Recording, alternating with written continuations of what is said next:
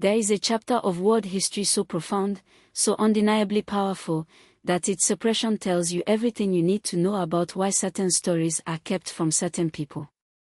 Right now, in 2024, millions of people of African descent are navigating a world that consistently tells them their ancestors contributed little to civilization, that Africa was a continent waiting to be discovered, waiting to be organized, waiting to be led. That lie has weight. It sits on shoulders. It shapes how children see themselves in classrooms, how adults interpret their worth, how entire communities measure their potential. But here is what that lie is desperately trying to cover. There was a moment in history when African kings, born from the heart of the continent, wearing the crowns of the ancient world's greatest civilization, ruled the most sophisticated empire on earth. Not as servants. Not as subjects. As pharaohs. As divine rulers. As conquerors who walked into the most powerful nation of the ancient world and took it, not through brutality alone, but through spiritual conviction, military genius, and a belief that they were restoring something sacred. This is the story of the Kushite pharaohs of Egypt's 25th dynasty. This is the story that was buried. And this is why reclaiming it is one of the most radical acts of self-affirmation the African diaspora can perform today. To understand what the Kushites accomplished, you have to understand where they came from. The kingdom of Kush was not a minor tribal territory on the margins of civilization. It was a sophisticated, ancient, and deeply spiritual civilization rooted in what is today the northeastern African nation of Sudan, specifically in the region known as Nubia, stretching along the Nile River south of Egypt's traditional borders. The Kushite civilization had been developing for over 1,000 years before their pharaohs ever sat on Egypt's throne. Their capital city of Napata sat beneath the sacred mountain of Jebel Bako, a place they believed to be the very home of the god Ammonius. To the Kushites, Ammonius was not a foreign deity borrowed from Egypt, he was theirs, deeply and originally theirs. This theological conviction was not incidental. It was the engine of everything that followed. By the 8th century BC, Egypt had fallen into a period of profound fragmentation. The once mighty empire was divided among competing warlords and regional rulers, its spiritual traditions degraded, its temples neglected, its divine order disrupted. It was in this context that a Kushite king named Kushite began pressing northward, establishing Kushite influence over Upper Egypt. His successor, the extraordinary Piye, sometimes called Pianki, would complete what Kushite began. Around 744 BC, Piye launched a military campaign northward that is one of the most remarkable in ancient history. He moved with speed, with calculation, and with something the fractured Egyptian warlords could not match, moral authority. Piye genuinely believed he was not conquering Egypt, he was purifying it, restoring the proper worship of Ammonius to a land that had lost its way. City after city fell. The warlord Tefnakht initially resisted, but eventually submitted. When Piye finally entered the sacred city of Memphis, he went first not to the palace but to the temple. He bathed, he prayed, he offered to Ammonius. This was a man who understood that power without righteousness was meaningless. Piye became the founder of the 25th dynasty, and the Kushite pharaohs who followed him, Shabaka, Shebitku, Tahaka, and Tantemoni, would hold the double crown of Egypt for approximately 95 years, from around 744 BC to 656 BC, ruling an empire that stretched from the Mediterranean coast in the north to the confluence of the Nile deep in sub-Saharan Africa in the south. The world had never seen an empire quite like it.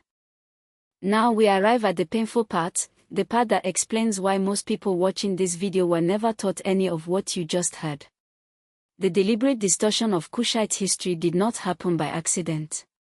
It happened through a systematic process of racialized scholarship that emerged primarily during the 18th and 19th centuries, when European colonial powers needed an intellectual framework to justify the enslavement and colonization of African people. That framework required, above all else, that Africa be portrayed as historically empty, a continent without great civilizations, without written records, without monumental achievements. Egypt was an obvious problem. The pyramids existed. The temples existed. The written records existed. You could not simply deny Egypt's greatness. So the solution was to deny Egypt's Africanness. European scholars began a sustained campaign to reclassify ancient Egyptians as somehow separate from the rest of Africa, as Proto-Mediterranean, as Semitic, as racially ambiguous but definitively not Black African.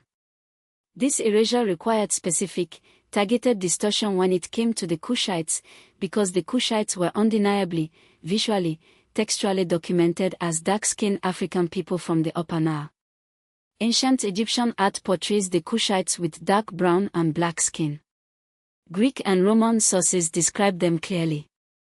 Even the Bible references them. There was no ambiguity.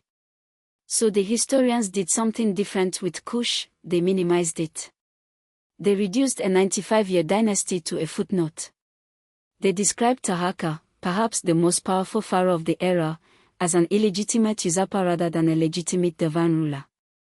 They emphasized the eventual Assyrian invasion that ended Kushite rule in Egypt while conveniently ignoring that dozens of other Egyptian dynasties also ended due to foreign conflict.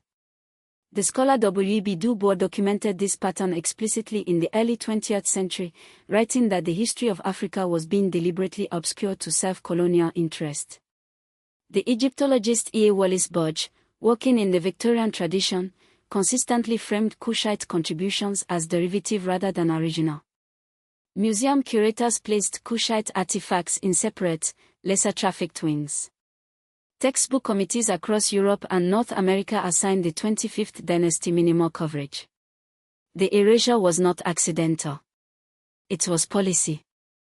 But here is the extraordinary truth about powerful history: it does not die. It goes underground. It encodes itself in stone, it hides in the songs of grandmothers, it survives in the stubborn geometry of ancient ruins sitting beneath the desert sun, waiting to be recognized again. The physical evidence of Kushite civilization is overwhelming and it endures magnificently. There are more pyramids in Sudan today than in all of Egypt, over 200 of them, clustered at sites like Meroe, Nuri, and El Koru, sharp-pointed and proud, standing as monuments to a civilization that matched and in many ways surpassed what it inherited. The pyramids at Meroe in particular are architectural statements of extraordinary confidence, steeper, taller relative to their base, and built over a period of centuries that demonstrates institutional continuity of the highest order. Taharqa himself commissioned massive building projects across the empire he ruled. He restored and expanded temples at Karnak, one of the most sacred sites in Egyptian religious geography. He built a monumental kiosk in the first court of Karnak that Egyptologists now describe as among the finest architectural works of the late period. At Kawa, in what is now Sudan, he constructed a temple complex of remarkable sophistication.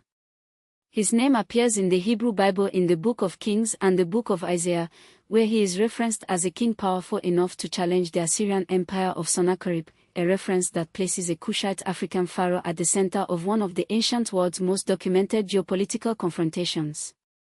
The Kushites also preserved and transmitted knowledge systems that Egypt's fragmented period had allowed to deteriorate. Shabaka famously ordered the transcription of what is now called the Shabaka Stone, a document containing ancient religious and philosophical texts that scholars believe preserved ideas dating back to the earliest period of Egyptian civilization. Without Shabaka's intervention, those texts might have been lost forever. The Kushites were not cultural destroyers. They were cultural custodians. The legacy of Kush is alive in the world right now, and it is alive in ways that are both intimate and institutional. The modern nation of Sudan sits directly on the heartland of ancient Kushite civilization,